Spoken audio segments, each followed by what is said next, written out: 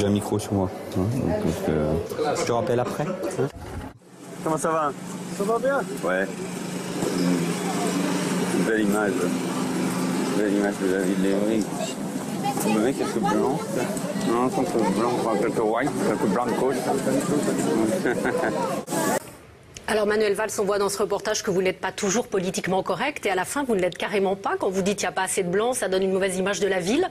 Oui, parce que évidemment avec les stands qu'il y avait là, le sentiment que la ville tout à coup, ça n'est que cela. Voilà, donc, comment ça n'est que cela? Et alors parce que vous dites que ça vous pouvez le dire, mais ça veut dire quoi? Qu'il faudrait amener des whites, des blancs, comme vous dites, pour faire une meilleure image. Je crois. Après les remous suscités par un reportage de Direct 8 la semaine dernière, où l'on voyait Manuel Valls déambuler dans les rues d'Evry, semblant regretter que la ville ne compte pas suffisamment de blancs,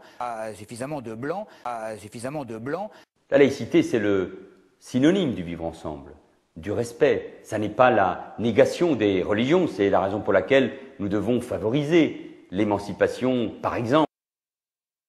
Les Juifs de France, comme le fait aujourd'hui le ministre de l'Intérieur, peuvent porter avec fierté leur kippa.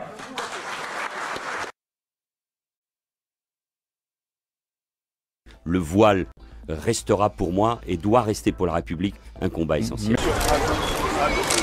Excusez-moi, qu'est-ce qui se passe, mesdames? Qu'est-ce qui se passe? Qu'est-ce qui se passe? Je vais vous expliquer, madame. Il y a une dame en foulard, donc on nous a contrôlés, on a nos papiers, il y a tout ce qu'il faut. On est en règle? On est en règle, mais on nous dit de quitter les lieux. Il n'y a que nous qui devons quitter les lieux. Alors c'était une journée où on était venu accompagner notre oncle qui vient pour du tourisme. Et voilà ce qui se passe. Allez, s'il vous plaît. Et là, on est obligé d'aller. Allez-y, c'est bon. Attention à vous derrière, attention à vous. Regardez un peu la France. Regardez la France. La laïcité, c'est le synonyme du vivre ensemble, du respect. Ça n'est pas la négation des religions. Comme par hasard, que des Maghrébins, parce qu'il y a 50 000 touristes qui viennent tout le temps ici. Hein. Je suis venue juste pour apprécier ce qui est là, mais là, elle ne laisse pas passer parce que la dame qui a vu qu'elle est voilée, quoi. Je sais pas pourquoi. Là, vous ne pouvez pas aller sur la place de Trocadéro? Bah apparemment non. Interdit de séjour là-bas. Le voile restera pour moi et doit rester pour la République un combat essentiel. Monsieur Valls, dire des choses sensiblement similaires à ce que dit Sarkozy. La force de Sarkozy, c'est d'avoir marché même sur les plates-bandes de ce que vous pouviez dire et de ne pas donner l'impression aux gens qu'il y a une différence entre les deux politiques. Non, il n'y a pas de vraie politique alternative de gauche. En tout cas, pas les Juifs de France, comme le fait aujourd'hui le ministre de l'Intérieur, peuvent porter avec fierté leur kippa. Par ma femme, je suis lié de manière éternelle à la communauté juive et à Israël. Quand même, merde, quand même. Très bien comment Monsieur Valls, qui a l'air de perdre un peu ses nerfs, à vrai dire, qui a l'air de s'inquiéter, je pense qu'il ferait mieux de s'attaquer aux vrais problèmes Mais écoutez, si on regarde cette fameuse courbe et les chiffres mois par mois, en novembre, le nombre de chômeurs est lui reparti à la hausse de 0,5% pour s'établir à un niveau record de 3 293 000. Le Valls ferait mieux de s'occuper de l'insécurité. Ces 12 derniers mois, les atteintes à l'intégrité physique auraient progressé de 2,9%, les atteintes aux biens de 3,5%, plus 10,4% pour les violences sexuelles, plus 9,3% pour les cambriolages. Et ce n'est pas tout. Dans le même temps, toujours selon le Figaro, les taux d'élucidation sont en baisse, comme l'activité des policiers et gendarmes, et les patrouilles sont moins fréquents.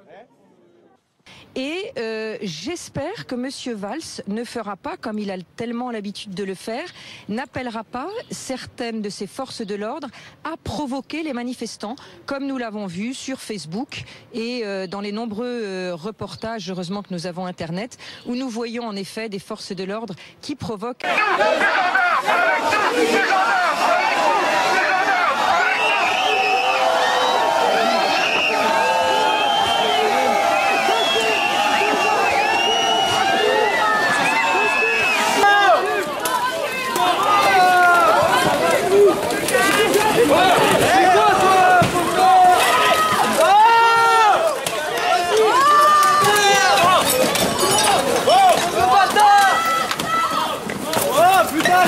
Et il se dit, il faut que je fasse passer ces gens pour des casseurs. On va d'abord commencer en disant que l'attitude de Manuel Valls, son arrogance, sa virulence sont insupportables et inadmissibles. Monsieur le ministre, on vous demande des résultats, on vous demande de l'apaisement, pas de l'insulte.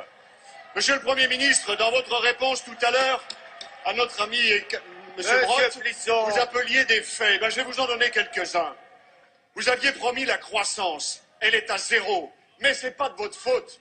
Vous aviez promis de l'emploi et le chômage va battre son record historique. Mais ce n'est pas de votre faute. Vous aviez promis le pouvoir d'achat et pour la première fois dans notre pays depuis 30 ans, le pouvoir d'achat a baissé, mais ce n'est pas de votre faute. Vous aviez promis de faire payer les riches, mais les riches sont partis. Et c'est les classes moyennes qui payent. Mais ce n'est pas de votre faute. Vous aviez promis de mettre la finance internationale à genoux. Mais c'est vous qui êtes à genoux devant la finance internationale pour qu'elle comble nos déficits. Mais ce n'est pas de votre faute.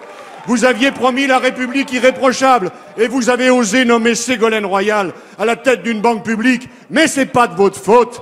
Vous nous aviez promis une majorité exemplaire et toute la France sait ce qu'il en est de votre majorité exemplaire, mais c'est toujours pas de votre faute.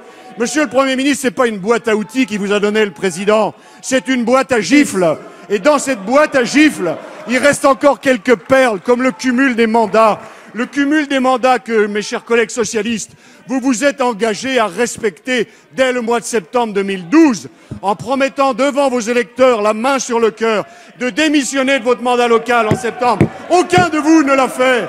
Mais c'est pas de votre faute, monsieur le Premier ministre. Alors, monsieur le Premier ministre, à force de dire que rien n'est de votre faute, à force de n'être responsable de rien, faudra pas vous étonner si un jour les Français vous disent « Mais qui est le Premier ministre dans ce pays ?» Ce sera pas de leur faute.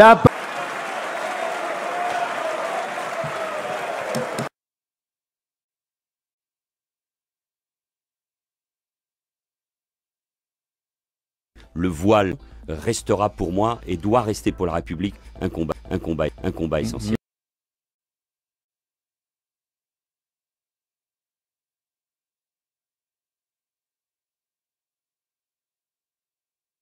Mais moi, je considère qu'il est de la responsabilité d'un ministre, il est de la responsabilité des politiques et des élus, de la société qui doit condamner monsieur Dieudonné Mbala et ce geste de ce Dieudonné qui ne fait plus rire personne depuis bien longtemps.